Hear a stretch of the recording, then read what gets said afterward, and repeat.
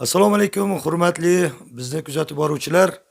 Xabaringiz bor, bir necha kunlar, hatto oylar oldin Solijon akamiz Rishtonga borib, ikkita katta delalarni berib, bizni ishni ham yoriting uka deb kelishgan edi. Undan keyin 4-5 ta materiallar chiqardik. Kim bilsak, Solijon akamiz o'zlari ulardan bexabar ekanlar. Aka shuncha narsa yozyapmiz, siz yo'qsiz dedik. Endi hozir xonadonlarga kelib, bir o'zlarini ham ovozlarini eshitdinglar. O'zlari o'z og'izlari bilan dardlarini, muammo deb hisoblayotgan ba'zi bir vaziyatlarni o'zlari gapirib bersa, yaxshiroq chiqadimi degan fikrda tashrif buyurgan edik. Assalomu alaykum, Solijon aka, Hoji aka. Mana biz sizni materialingizni o'rganib, ko'p narsalarni yoritdik. O'zimiz to'g'ri deb bilgan narsalarni, voqealarga munosabatimizni bildirdik. Endi o'zingiz nima deysiz? Mana shu vaziyat haqida, umuman bu ishlar to'g'ri ketyaptimi yoki sizning nazaringizda adolatsiz bo'lyaptimi? Shu haqida bir ikki og'iz fikr bildirsangiz. Assalomu alaykum. Meni bir tinglayotgan barcha xalqimizga o'z minnatdorchiligimni bildiraman. Meni istagim shuki, bizni ustimizdan noto'g'ri tuhmatlar bo'ldi. Shu sudlar noto'g'ri qarorlar chiqardi. Meni tilagim shu, meni oqlab hamma narsalarimni o'zimga qaytarib berishlarini so'rayman. Mayli o'rgansin, yana qancha xohlasa o'rgansin, aybim bo'lsa jazoni bersin. Lekin aybsiz bo'lganidan keyin odamga alam qilar ekan. Mana menga tuhmatlarni bir boshdan aytadigan bo'lsam, o'zlaring iqror bo'lasizlar. Mana birinchisi, yer yuzida bo'lishi mumkin emas narsani men sizlarga hozir aytib beraman. Sababi bir kun oldin hokim bilan prokuror deputatlikdan yechamiz deyishyapti. Kelishyapti, ovozga qo'yishyapti, 100% hamma norozi bo'lyapti deputatlar. Chunki meni kimligimni xalqimiz, hamma deputatlar bilishadi. Noto'g'ri yechyapsizlar, bu odam bunday ishlar qilishi mumkin emas. Bir sudga o'tkazib, mana misol endi 2-3 tasini aytib beray. Bittasini sanatoriyasi bor. Misol uchun 100 ta odam yotibdi. 20 tasini oformit qilgan. Qolganini olib to'layman. Bunday buragandan keyin majbur bo'lganni qo'l ko'tarishga. Bittasini suv zavodi bor. Suvni naloksiz haya bena faktura chiqarayotganda ushlaganmi? Bunday ushlasa, uni bunday qilgandan keyin qo'rqqandan u ham bo'pti, nima desalar aytaman degan. Bitta deputatimiz bir 50-60 ta bu yosh bolalarni yaxshi qo'xtiryapti, ekspluatatsiya qilyapti deb bunday ushlagandan keyin u ham rozi bo'lgan. Vaholanki hammani bir sutkan ichida shunday olib chiqishgan. Endi o'zbekchilik, hammani o'ziga yarasha ayb bor. Bular o'zidan qo'rqqanda, Ya'ni bir kun oldin siz tomon bo'lgan deputatlar hammasi ertasiga 100% menga qarshi yetishga rozi bo'lyapti. o'tgan Sabablar ko'p. Bu endi bir ikkitasini gapiraman, hammasini isbotini qilib beraman men. Endi qarang, xo'p, bitta deputatlikdan emas, xohlagan sohada muzokaraga qo'yilgan narsa deputatlik daxlsizligingiz yechilyapti. Yechilyapti. Deputatlikdan ham siz bo'shayapsiz. bo'shayapman. Lekin menga jinoiy ish qo'zg'ashyapti.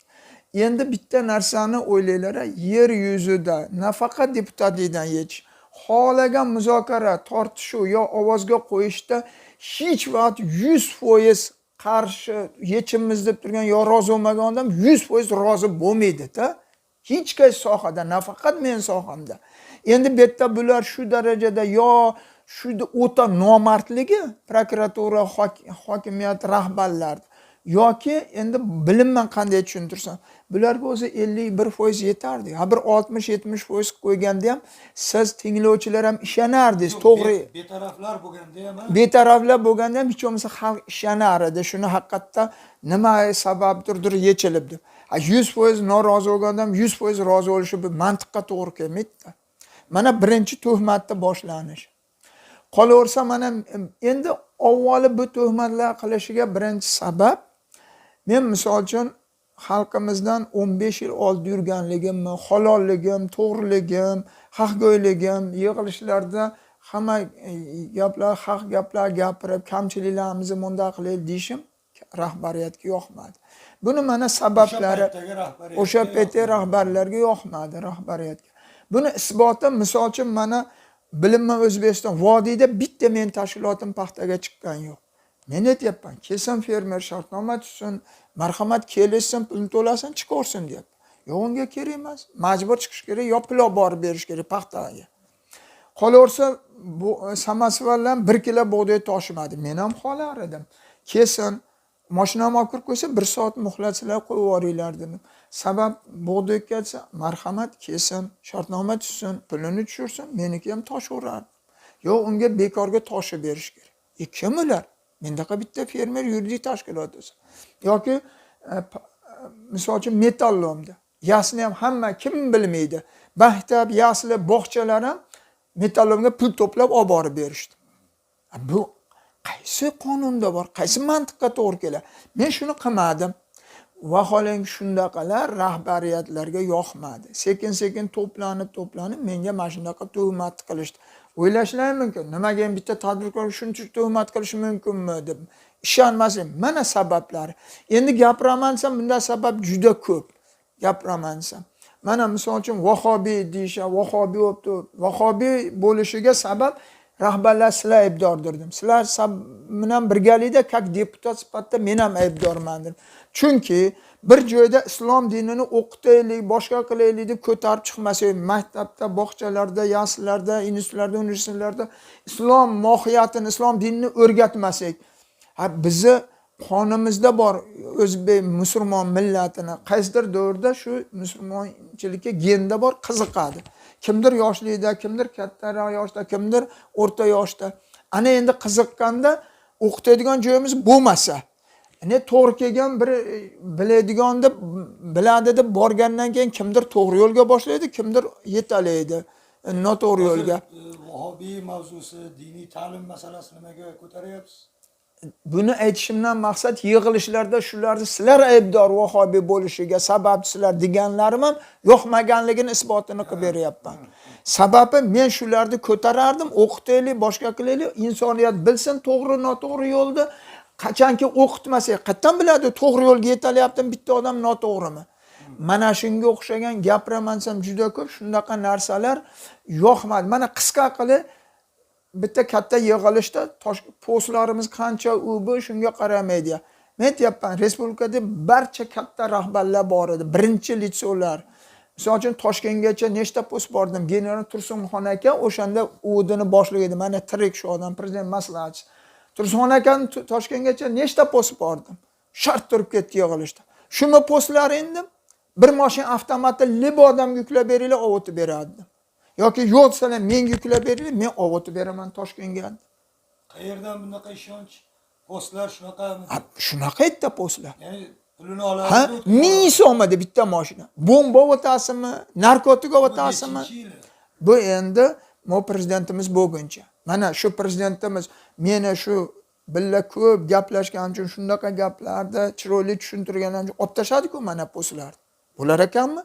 Mana Tursunxon akadan so'raylar, hurmatli xalqimiz, yo'q, yolg'on bo'lsa. $1000 $1000 so'm bitta mashinani o'tib ketishi bitta postdan. O'sha paytda. 1000 so'm. 1000 so'm yerga tushib ketsa birov olmaydi, kerak bo'lsa. Bitta Damas 1000 so'm bersa postdan o'tib ketaveradi. Bu haqiqat bu. U paytda 1000 so'mga ikkita non berardi. Ya endi balki ikkita non berardi, hozir bermaydi, balki ikkita. Bu endi Tursunxon aka bizda o'dini boshlang'lik paytdagi gaplar. Mana o'sha men demoqchiman, shu postlar nima keragi bor dedim. Mana o'sha olib tashaldimi? Men aytgan gaplar bo'ldimi? Yoki metallom topshirgan pul olib borib bermam, o'sha narsalar yo'q bo'ldimi? Paxtaga mana chiqarardi, men chiqmadim, boshqa mana o'shalar yo'q bo'ldimi? Demak, men xalqimizdan bir 15 yil oldin yurganim ayibimmi? Yo halolligim, to'g'riligim ayibimmi? Endi bunda gapiraman desam gap yo'q. Mana endi ishimizga kelsak, 21 oydan ko'p, 20 tadan ko'p tashkilot, SMBdan tortib prokuratura, adliya, ichki ishlar vazirligi, hokimiyat, nalog, kadastr, departament, tumanniki ham, viloyatniki ham. Shu 20 tadan ko'p tashkilot bir oydan ko'p meni ishxonamga kira olmadi. Men aytyapman, kiringlar, marhamat kitobga qo'l qo'yinglar, yuqori tashkilotlarni olib kelinglar, ruxsatnomalarni tekshirishga kiraveringlar deyapman. Qaysi bir odam shunday qilib qo'ymay turadi? Men shuni Xudodan tilab qo'ymadim. Meni Xudodan boshqa hech kimim yo'q. Lekin men qonuniy talab qildim. Ana endi bir oydan keyin bitta odam kadastrga bitta yosh bolani ishga olib, halinga majburlab qo'l qo'ydirib kirishdi. Endi qarang, kirishyapti. Karer ishlamayapti, dalolatnoma tuzyapti. 2017-yil 4-aprel kuni dalolatnoma tuzishyapti, karer ishlamayapti. Endi qarang, mantiqqa to'g'ri kelmaydigan mana shu yerda ham tuhmatni 6-aprel kuni departamentda kadastrda dalolatnoma tuzishyapti. Karer ishlayapti dedi. Endi qarang, haligi betda prokuror shunday o'zini kechirasizlar, yo xitrlik deydimi, yo noinsof, vijdonsiz, imonsizlik deydimi, hamma qo'l qo'yadiganlar tog'kan sanoat kadastr nalogi buni yozyapti-da, bitta dalolatnoma tuzyapti. Ular aytyapti, "Mana o karer ishlayapti degan meni so'zim emas u" desa, sen o'zingga javob berasan deyapti. Ana endi unda deb yozdirib, sudga kelganda, sen shundan so'ng men bilmam, mutaxassislar gapi deyapti. Endi sudda mutaxassislardan so'rasak, men buni aytganim yo'q, meni gapim emas deyapti. Menga prokuror sen o'zingni gapingga javob berasan deyapti. U yerda to'liq karer ishlayapti yozgan. Uyalmanglar. Endi hurmatli o'rtoqlar, qaranglar. Qaysi inson o'zi bormi birorta vodiyda, mayli O'zbekistonda bilmayman, shu prokuratura esimmi, ichki ishlar, nalog, adliya, hokimiyat, boshqa va hokazo tashkilotlar kirmaysan deyaladigan birorta tashkilot bormi o'zi? O'zi yo'q. Uchastkoga kelsa ham bostirib kirib ketaveradi hozir ham. Endi shunday qilib kirgizmagan, bir oy kiralmagan, 100 dan oshiq odamlar kiralmagan joyda qaysi nodon bir kundan keyin karyerda ishlatadi. O'zi mantiqqa to'g'ri kelmaydi-ku, mana. Bu fakt-ku. Endi sal bilan bo'lish kerak-da tuhmat. Endi uyalmanglar. Qaranglar, 600 tadan ko'p odamni meni deb tergov qilibdi. Ana delada yozib qo'yib, savol bersam 600 dan oshiq odamni tergov qildim deb prokurorga savol bersam sudda. Men qaysi birini esimda qoladi deb.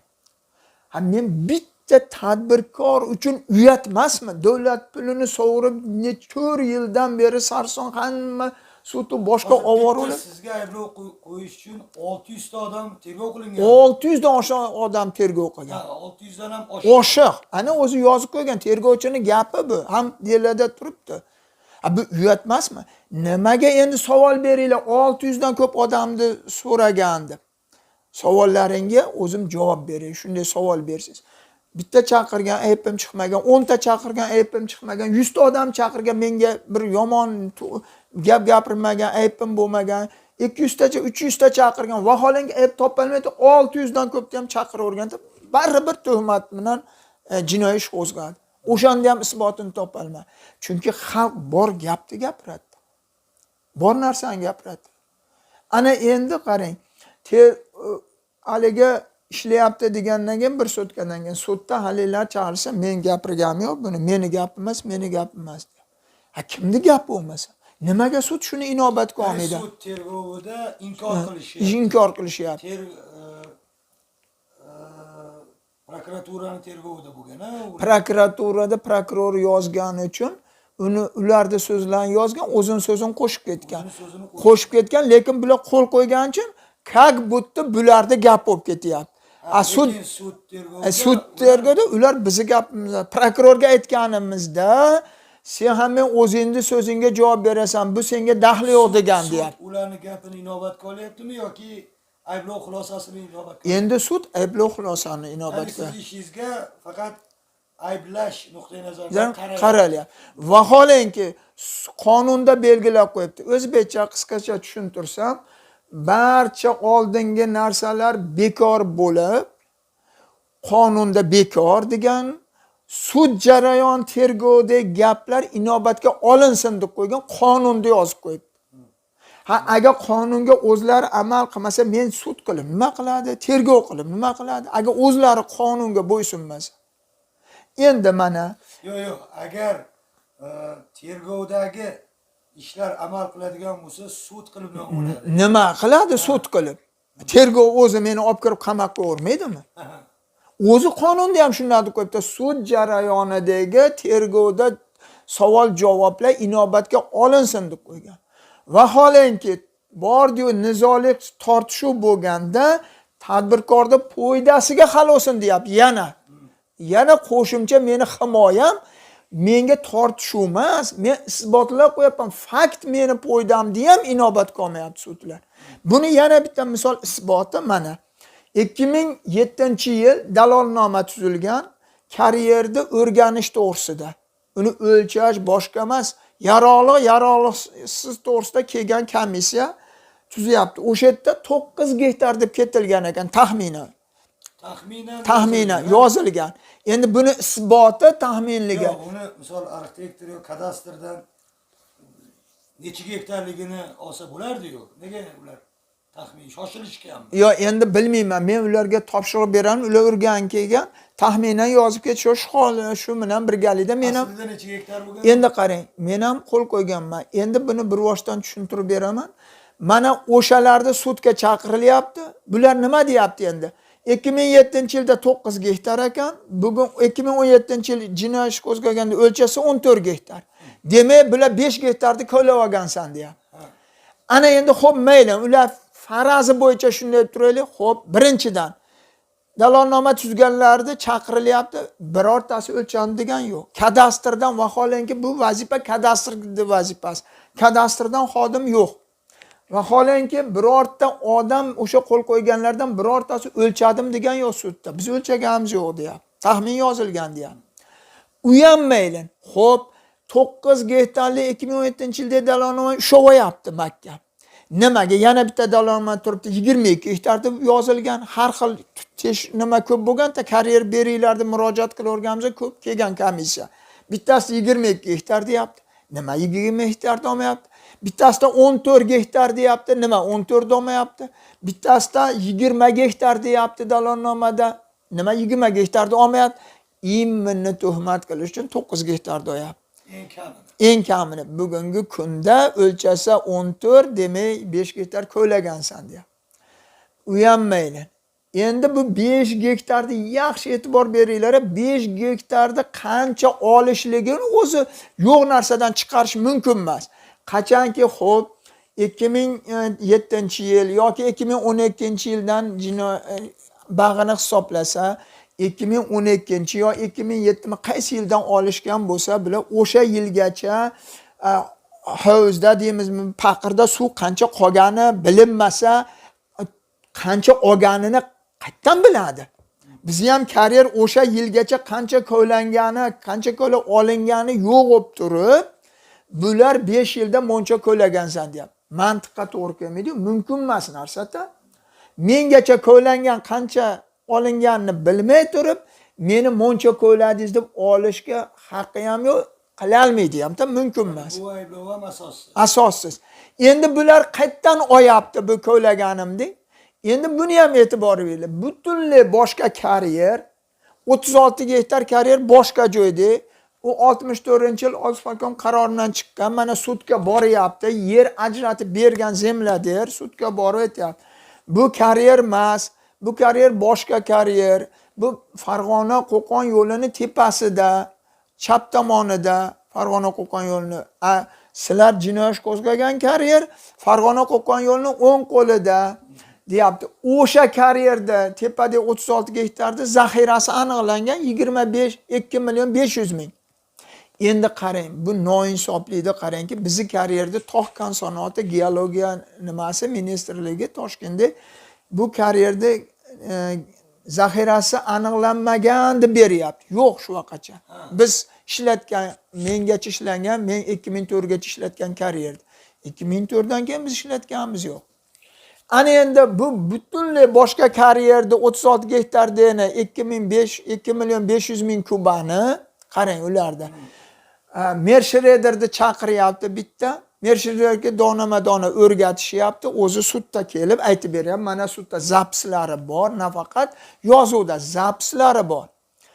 Menga sifrlar berdi, qo'sh ayr dedi, men ayirdim. Buni birinchi sinf ham o'zi qilaveradi, o'zlaring qilavermaysizlarmi? Seni hujjating bor, seni qo'ling kerak deyishdi. Endi qarang, 36 ga 2 million 500 ni bo'lib, qarang 9 ga ko'paytirib chiqarib yuboryapti. Endi qarang, eng qizig'i uyatmaganlarni bular beyuzligini 40 yil mobaynida 64-yildan taxminan 40 yil 650 ming kuba ko'labdimish 3 smen ishlagan zavod Sovet davrida bepririb plon degan. Men 5 yilda 1 smen ishlab, u ham ishlamasdan go'go ishlab svet o'chib, mana svetdan ham nima olindi. Bir kunda 1 soat ham yoqqan kunlar bor. Men 1 million 250 ming kuba ko'labman. Ya'ni 40 yilda kovlangandan 2 barobar ko'labman. Yana 3 smen ishlagan zavoddan. Ko'ryapsizmi? Bu shu darajada ya'ni u sizni shunday ayblashyapti. Mana o'zi tuhmati isbotida. U ham mayli, Yashakka yaxshi e'tibor beringlar. Mana bular 36 ga bo'lib, demak 9 gektar oldingi bo'lsa 9 ga ko'paytiryapti. Ha? Hali 650 chiqyapti. gektardan shuncha olinar ekan. Olinar ekan. Endi nomard prokuror, hokimiyat, rahbarlar mayli erkak bo'lsang 9 ga ko'paytiruvding. Xo'p 5 gektar ko'lading deyapsan. 5 ga ko'paytiradi. 300 ga qancha chiqadi? Ko'ryapsizmi? Bular 2 million 500 ming zaxiradan 9 ga ko'paytirgan ayirib qo'yib, qolgan hammasini menga yuklab qo'ygan. Buni matematik xodimlar tushungan bo'lsa, qaytarishimning hojati yo'q. Yaxshilab qayta ko'rsalaring tushunasizlar. Nomardlik shu darajada-da, ko'ryapsizmi? Ana endi u ham mayli. Endi prokuror uyda obis qilganda hammasini xatlab qo'yapti. Hamma dokumentlar uyda. Karyerda tofosyomkalari, Sputnik orqali qilingan proyektlar, boshqalar oldi deb qo'l qo'yishyapti hamma. Vaholanki sudga taqdim qilmayapti. Nima uchun? Sababi ular ayb qo'ya olmaydi-da. Aybi oshkor bo'lib qoladi. Umuman ayb qo'ya olmaydi. Oldingi tofosyomka bilan hozirgi tofosyomka bir xil. Ana tushundingiz siz. Agar o'sha tofosyomka bilan delaga tikkanda edi, o'sha paytda ham 14 gektardi, bugun ham 14 gektar. Bular ayb qo'ya olmas. Buni o'g'irlab yo'q qilib delaga tikmagan. Ya'ni sizga foyda keltiradigan ma'lumotlarni atayin ataylab yo'q qilishgan. Buni isboti biz bitta bir noinsof rahbar ketguncha arxivlarda ham bizga ruxsat berishmadi. Yo'q deyishardi. Bu noinsof bitta rahbar ketgandan keyin arxivlarda yo'lini qilib oldik. Arxivdan 2001-yili Proyektning instituti davlat tashkiloti qilib bergan proyekt karyerda proyektlarni to'g'dik. Ana o'shanda bugun 2017-yil o'lchaganda 14 bo'lsa, 2001-yilda ham 14 deb yozilgan proyektlarni polni sudga taqdim qildik. Demak, haligi 5 gektar degan gap u mutlaq brakka chiqdi. Yolg'onga chiqdi, tuhmatga. Lekin vaholanki u modda turibdi. Vaholanki sud temboli o'zi ekspertiza qilib Toshkentga jo'natib, karyerda gektarlardan boshqa o'sha proyekt chizgan odamlarni chaqirtirib, o'shalarni olib kelib Toshkentda ekspertizadan o'tkazib ham buni mutlaq inobatga olmadi. Mana videoda turibdi, hamma savol-javoblar videoda. Keraksa bir voshdan o'shani serial qilib qo'yib berish mumkin. Mana endi kimga dardimizni aytamiz? Sudga shunda bo'lsa, O'zbekistonda demak umuman qonun qoida qolmabdi-da. Men yosh sochin dardingiz dedi-yu. Mana endi bundaqa gapiraman desam juda ko'p tuhmatlar. Meni yana qaytarib aytaman, aybim halolligim, to'g'riligim, or-nomusligim, hamiyatligim, to'g'ri so'zligim mana aybim. Ijtimoiy yordam, ijtimoiy ta'minot degan xaspo'shlik degan gaplari bor rahbariyatda. Ya'ni sizga bir parcha yer bersa, siz ham davlat uchun nimadir qilishingiz kerak. Xuddi enasini yerini berib qo'ygandek. Hozir endi shunaqa gaplar chiqarib qo'yishganda, qaysidir hokim yer so'rab borganga, "Bo'pti, men yer beraman, siz menga nima berasiz?" degandek. Siz shunaqa ishlar qilganmisiz? Ya'ni davlatga nimadir yoki faqat o'sha yo'q, men qonun bo'yicha olaman, qonun bo'yicha ishlataman va hammasi qonuniy bo'lsin deganmiz. Ya'ni ijtimoiy ta'minot bo'lmaganmi sizda? bu savolingizga Bog'chalarga, lagerlarga, ana maktablarga. bu gapingizga hokimiyat orqali misol uchun prezident kelyapti yo bosh vazir kelyapti, erta oqlash kerak, meni qilib ber, men kam ta'minlab, yo bular qilmaganman, to'g'ri.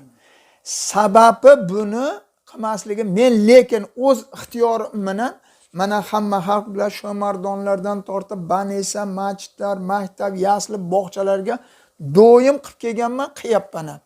Ha, Eskidan qilib kelganman. savob uchun o'zingiz. Savob uchun qilyapsiz. o'zim. Lekin kimdir sizga Topshirig'i aytsa, bilan men qilmaganman. Chunki qonun nima uchun?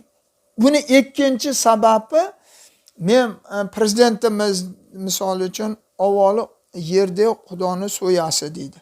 Prezidentimiz lishni o'zi mana shu oldingi viloyat hokimi Shuhrat G'aniyevni oldida bir ish to'g'risida bepul mana tutlaring bor ekan, ko'chalarga bepul beraman degan mavzu uzoq, qisqa qilib aytaman, beraman bepul desam, shunaqa g'azabi chiqdiki Shavkat akani, bosh hozir prezidentimiz nimaga solib bepul berasan?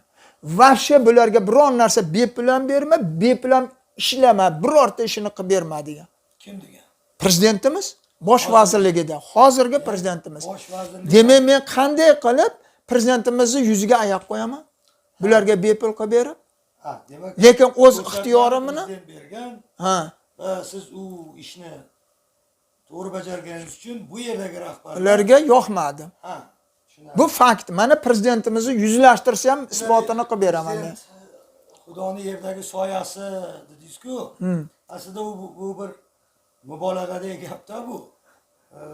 Shariatda uni gap yo'q. Lekin Yo'q, deyishadi. Ha, Xudo nazar qilgan qilmasa joyga qarang, eshiting. Xudo nazar qilgan joyga baraka keladi, o'sha joy obod bo'ladi. Xudo nazar qiladi. Prezident uni soyasi bo'lgan, agar prezident o'sha yerga tashrif buyursa, haliginaqa aytgan gaplaringizdek asfaltlanadi, archalar ekilib, hali joylar ham obod bo'lib, to'ymagan qorilar bir marta to'yib qoladi. Ana shunga mubolag'a qilib shuna hazır huzur qilib turishadi. Aytishadi yerda so'yasi deb. Chunki aytgani bo'ladi-da. Xudoni aytgani bo'lgandek. Shodiyona mahallasiga oldin hech kim qaramagan ekan. Prezident birrov kelib ketdi. Xudo berdi o'shalarga. Endi Xudo nazari tushdi. Qarang qanday obod bo'lib ketdi. U mana shunday orqasidan shunaqa Endi gaplar yuradi. qarangki, bu rahbariyat yana ikkinchi tomoni menga bu darajada tuhmat qilishning sabablari ko'p. Endi qisqa aytaman agar ma'qul bo'lsalaring. Mana men Rashidov rahmatli arqamga urib mashina qilib o'g'lim degan. U odam bilan ham juda ko'p gaplashganmiz, Allohga shukr, buni isbotlar bor. Bu maqtanib bu emas, menga qizig'i yo'q. Usmonjo'v rahmatli bilan Lunachaar Center Pricing Bayinsada birinchi sekretarlikda tanishganmiz. Mana ulpatlarimiz tirik, har oyda o'tirardik. Hozirgacha rahmatli o'tib ketdi. Mana isbot ulpatlarimiz bor, birga yurib turardik. Endi bu qolaversa oldingi prezidentimiz 3 ta odamga brigadir olmaganimda mana televideniyada uni ham isboti turibdi bitta sessiyada. Alisher Otaboyev degan hokimni o'rniga albatta shu tadbirkorni qo'yaman Mirzajonovni deb albatta qo'yaman deb keluvdim. Afsus, maslahatchilarim oliy ma'lumotli emas ekan deb 11,5 minut maqtagan meni. Hech qaysi prezident shu vaqtgacha bir insonni bitta sessiyada 11,5 minut maqtagan emas. 2 minutga bormaydi, 1 minut. 11,5 minut maqtagan, mana televideniyada kasetasi turibdi. Mendeni olib ketishib, uni ham yo'q qilishdi. Tintuvda. Uni ham yo'qotishdi, tintuvda olish. Ana endi bu isbotlari bilan-da. Ana endi yana buni sabablari bu prezidentimiz vazirligida yerimizga borganda ha deb atrofidagilar qo'lingizni ko'taravermang, u bu deyishaverdi, g'ashim keltirib, men qo'lim ko'tarib ketyapman, nima qilasan? Prezidentimiz aralashmadi. Yana arqadan turib qo'lingizni shopillatmang deb qo'l ko'tarib ketyapti. Men gestikulyatsiyaga. ha, bu endi tabiiy holatda men qo'limni baylab qo'yaymi dedim desam, yana prezidentimiz unda vazirdan arqaga aralashmadi. Yana shunaqa qilaverdi, men ham achamga bitta misolni keltirib, mana prezidentimiz tirik. Prezidentimiz shunday misol keltirdim, gap ko'p. Shunday prezidentimiz vazirlikda yelkasiga ushlab silkidim. Silkib, hurmatli Shavkat aka, Alloh taolo siz bilan bizga shu aql idrokni beribdimi dedim. Endi dedim ba'zi bir rahbarlar dedim hali ham Sovet davrida suzib yuribdi. Endi mana shunday qilib silkib o'g'atish qoldi xolos dedim. Hali zo'r misolni fakt keltirdim-da. Ya'ni siz prezidentni siltamagansiz-u ayrim amaldorlarni mana bunday qilib uyg'otish kerak deb prezidentimizni ko'rsatganman. Haqiqatda yelkasidan ushlab silkib turib, mana shunday qilib. Bu sal xato ketib qolganda mayli. Yo'q, lekin prezidentimizga tushuntirish ma'nosida ba'zi bir rahbarlar shunday silkib o'g'atish qoldi deb unda vazir edilar. Shundaqangi nima qilib, ixlos qilib menga srazedga yoz protokolga buni ministr lavozimini beringlar dedi. Mana Shavkat akam mana bosh vazir edi, hozir prezident tirik.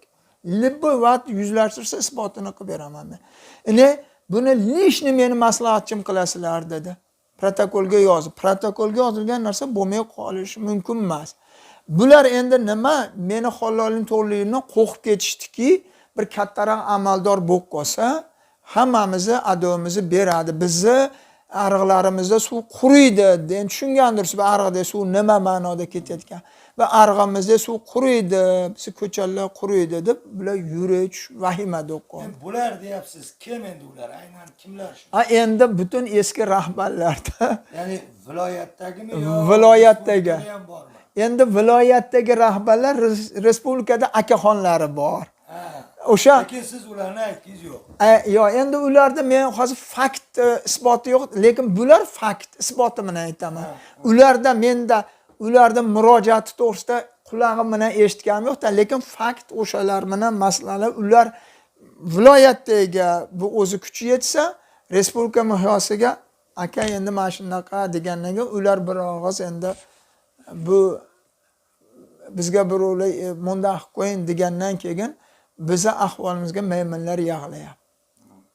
Bizni Xudodan boshqa aytadiganimiz yo'q. Lekin men xalqimizga murojaat qilardimki, xalqimizning ichida mana ziyolilar, o'qimishlilar, advokatlar, yuristlar, oliy ma'lumotlilar bor. Qachongacha bir-birimizni boshimizga musibat tushsa, tomoshabin bo'lib turamiz. Bugun meni boshimga tushib, ertaga uni boshiga tushadi. Indinga buni shu bilan hamma bu parakanda bo'lib O'zbekiston qachon rivojlanadi? Qachonki hammamiz bir yoqadan bosh ko'tarib, bir-birimizni qo'llab-qo'llab adolatda tiklamaydigan bo'lsak, O'zbekiston o'g'nalmaydi. O'g'nalmaydi. Buning uchun hammamiz qonunda nimaga ishlab chiqadi? Qonuniy hamma hal bo'lmasa, unda qonunda nima kerak bor? Shuncha qonunshunoslar oylik olyapti, deputatlar boshqa nima kerak bor? Shuncha amaldorlar, shuncha sudlar.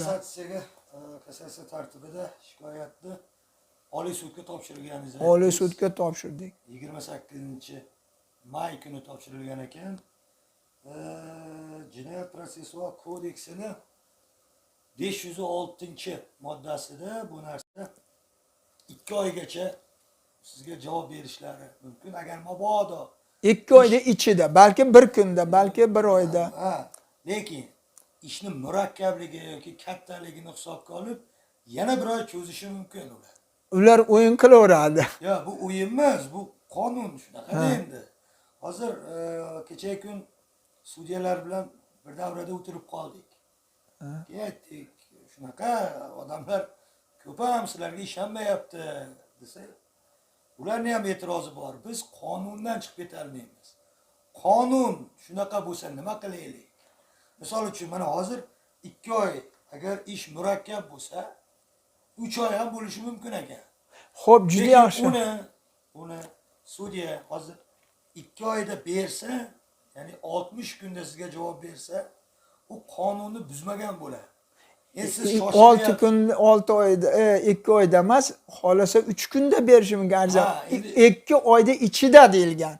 U 2 oyda demagan, 2 oyda ichida. 2 oygacha. Gacha. Ha, to'g'ri. 1 kunda ham berishi mumkin. Endi shu nimangizga, savolingizga, qarang, tushunchangizga mana bitta meni fikr, ma'lumotim.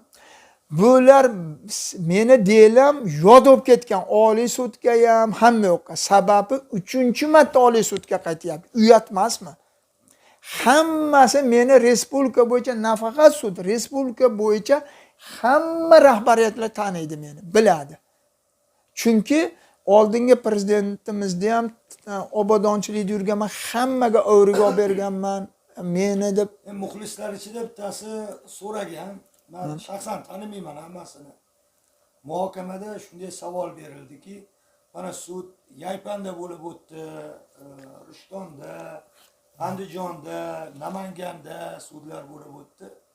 Va u yozdiki, o'shalar nahotki ular ahmoq bo'lsa, bittasi adashgandir, ikkitasi mana Oliy sud ham aybsiz emas demayapti. Bularni hammasi noto'g'ri qilyaptimi degandek savol berdi. Endi ularni ham qandaydir asosi bormi? Bunga nima deysiz? Endi bunga biz, siz, u odam emas, butun 35 million xalqimiz ahmoq deyishligini isboti bor. O'shalarda ahmoq deyishligiga o'sha sudlar yo amalidan, yo topshiriqqa binoan, yo amaldan qo'rqib, yo bir manfaatdorlik yuzasidan shunaqa tuhmat qilganligini menda isboti bor. Sababi mana qaytaraman, sud jarayonida tergovga amal qilinsin degan. Mana videoni kerak oxirgi sudni aytaylik, qo'ying qolganini. Hamma sudda kelgan guvohlar 100% meni foydamga javob bergan. Mana shuni o'zi kerak serial qilib qo'yib bering. Ana unda ne O'zbekiston xalqi demak aytadi, sudlar, prokurorlar ahmoq ekan deb. Biz siz emas, o'shalar baho beradi. Ahmoqligini isbotlab beradi. Endi men demoqchimanki, uni aytishicha, Yo'q, to'g'ri aytibdi ya. sudlar, prokurorlar, tergovchilar ma'lumoti oliy, davlat ularga diplom bergan. Juda ahmoq emasdir ular degan gap qilyapti xolos. Tushundim. Lekin topshiriq bo'lgandan keyin bu videoni joylashtirsak, u odam o'zi ko'rib oladi. Yana xolisroq turibdi. Bizni savolimizni ham beribdi va fikrini o'rganibdi deydi. Chunki hozir bizda siz tomon bo'lish yo sudya tomon bo'lish emas. Shu narsaga sizning munosabatingiz oydinlik kiritish. Fikringizni bilish xolos. Endi men agar muxbirlarimiz, bizda tinglovchilar, xalqimizga malol kelmasa, sud jarayonidagi savol-javoblar bor. Video shuni serial qilib qo'yib bersangiz, ana unda haqiqiy meni 100% aybim yo'qligini isbotlaydigan sud jarayoni bor. Eshitaman 6 ta syomkani ovozi yo'q. Ovozsiz bo'lgan. Ularda menga ham ko'rib chiqdim, ovozi yo'q. xuddi o'shalarda yana ularda foydasiga bo'laydiganda yana yo'q qilgan ovozini. Suddan siz so'raganingizda ular ovozini o'chirib turib berishganmi? Shunday qilib bergan. Yoki siz menga o'chirib turib berdingizmi? Yo'q, men shunday flashkadan flashkaga berdim. Ha. Lekin buni suddagilar shunday qilib o'zlariga ortiqcha ziyon, ertaga adolatli bir nima bo'lsa, Oliy sudmi bitadi, javobgarligidan qo'rqib shular shunday qilib bergan. Ya'ni ovozsiz syomkani o'zini bera olmaymiz. To'g'ri tushunasiz. Yo'q, ovozlilarni bering, men ovozsizini ilojisi Toshkentda ham yoziladigan, Toshkentdan ham olib kelaman. Ovozlilarni bir qayta ishlaymiz, chunki u 1 soatlik jarayonni zapisi 1 soatda biz qo'ya olmaymiz, biz kino bera olmaymiz. 5-6 minut bo'lsa, auditoriya ham megabaytini qizg'anmay ko'radi. Uni bir kerakli joylarni qo'yishga, endi hamma joyda televideniyada ham montaj bo'ladi. Bekorga montaj ustasi deyilmaydi. Mana bitta montaj qilib qo'yib boramiz. Mana bitta misol, 166-moddani qo'yapti. Yo'q, uni keyin qarang, u ayblovda 9 ta modda va qaror qilaman degandan keyin yoki hukm qilaman degandan keyin 6 ta qo'yapti. 3tasi muhokamada yo'q. O'zi mumkin emas bunday sud qilish. Birorta sudda shunaqa emas. Mumkin, lekin bunda 3 tani nima sababdan chiqarib tashlangani Yo'q, mumkin emas-da, unga izoh berish kerak etdan. Izoh berishga, izoh yo'q-da. Demak, bunday sud o'zi noma'qul sud. U ham mayli qarang, mana 166-moddada kelib guvoh aytayapti. Prokuror 10 yil oldindan meni o'zim Jildomda turbalar zavodga olib kelib qo'yilgan idoraga. O'sha 6 yildan beri hozirga salkam 10 yil o'yapti, bir qarchi ketgan turibdi. Shuni o'lchashib o'zlar isbotini yozib ketishgan. Shuni issiqlik manbaini chaqirib majburlayapti prokuror. Aytib beryapti sudda, bor haqiqat. Meni 10 yil oldindan balansingga olasan dedi, deyapti. Vaholanki men olalimman uni, yurisimdan so'ray deyapti. Yurisimdan maslahatlashsam mumkin emas dedi, deyapti sudda. Ko'ryapsizmi? Demak, u balansiga olib qo'ygan bo'lgan dedi 10 yil oldindan. Men uni talon-tarojchi bo'lib, ularning mulkini talon-taroj qilgan bo'lardim. 5 yildan 10 yilgacha qulog'im tushab ketaverardim. 166 mini. Ko'ryapsizmi? Mana shularni ham mutlaq inobatga olmayapti. Men sudga ketyapman, hurmatli sudya. Mana guvohlarni boshqani yolg'on gapirsam jinoyat javobgarlikka tortishga roziman, qo'l qo'ydiryapsiz. Nimaga prokurorni hokimiyatni boshqani sudga tortmayapsiz deyapman. Nima jinoyat javobgarlikka tortmayapsiz deyapman. Savolim doim e'tiborsiz qo'yapti. Siz e'tibor berdingizmi? Mana shu sudya qo'shimcha ajrim chiqarishi mumkin, xususiy ajrim chiqarishi mumkin. O'sha tergovdagi noto'g'ri ishlar uchun prokurorgami yoki boshqa o'sha xodimlarga nisbatan xususiy ajrim chiqarganmi? Chiqarmayapti-da. Hech qaysiga. Mana misol uchun qonunda belgilab qo'yibdi. Sud tugamaguncha mol mulkingizni xatlab qo'yish mumkin. Lekin sotishga haqqi yo'q. Nimaga hokimga jinoiy ish qo'zg'amaydi? Sud jarayoni tugamay turib sotib yuboryapti. Ha, bu Sud hukmi chiqmay turib. Bu jinoyat-ku hokim tomonidan. Buni aybsizlik prezumpsiyasi deydi, ha? Ya'ni sizni aybdor ekanligingiz isbotlanmay turib, meni mol mulkim sotib yuboryapti hokim. Qani mantiq, qani qonun? Mana oddiy fakt. Chunki bu ayonki sud misol uchun palon yil tugansa, undan oldingi yil sotilyapti. Buni men tuhmat qila olmayman ham, fakt-ku bu. Fakt. Nimaga bunga jazo yo'q? Mana kimga dardim deydi. Xudodan boshqa eshitadigan qolmadi O'zbekistonda. Yo'q, rahmat. Siz eshitasiz, siz Oliy sud o'rganisizda hammasiga jinoyat javobgarlikka tortib sudlarda ham boshqani bir hukm chiqarib berardingiz adolatli. Yo'q, men kreslomdan qo'rqardim. Oliy sud o'rgansa ham xuddi shunday bo'lyapti. Qanaqa mansabda bo'lsam ham baribir kreslomga yopishib olardim. Yumshoq ekan. Xuddi shunday bo'lyapti. Bizni ustimizdan topshiriq kimlardir topshiriqqa bo'ysunyapti, kimlardir manfaatdorlik. Endi hokim ham, prokuror ham eng qizig'i bular yugurib yuribdi. Eng qizig'i har kuni boshida sudda, suddan keyin kechqurun bular prokuror, hokim, hamma kadastr boshqa to'planib 1-2 gacha muhokama qilishyapti. Eng achinarlisi shu savolingizga prokuraturada o'zlari kelib sotib qo'yyapti ba'zi biri. Nimaga? Manfaatdorlik uchun. Tushunib olavering? Ya'ni sizga kelib ular xabarni berib, o'zlari muhokama qilganligini to'ng'atguncha bular endi mundaqni topshiriq beryapti prokuror. Endi mundaq deysan, sen mundaqsan, hatto sen endi mundaq qilgan, mundaq qilgan kechasi muhokama qilishadi suddan keyin. Buni eng achinarlisi o'zini prokuratura o'shani ichida ishlaydigan odam menga informatsiyani berib turdi. Yo'q, bu achinarlisi emas. Yo'q, ular uchun. Sizni baxtingiz, chunki demak ularning Yo'q, meni baxtim. vijdoni qiynalgani bor shekilli. Ana kam bo'lmay. Bu achinarli emas. Ular uchun. Ha, Ular uchun demoqchiman. ayrimlari uchun. Ayrimlari uchun. Ana ko'rdingizmi? Shu darajada. Tushunarli. Uzoqqa bormaylik. Mana oxirgi sizga gapim balki. Xo'p, oddiy sud hukmi chiqmay turib nima haqqi bor sotib yuborishga hokimda? Buni aytdik-ku. Yo, aytdik, nimaga javobgarlikka tortilmaydi? Mana shuni o'zi isboti emas mana narsani.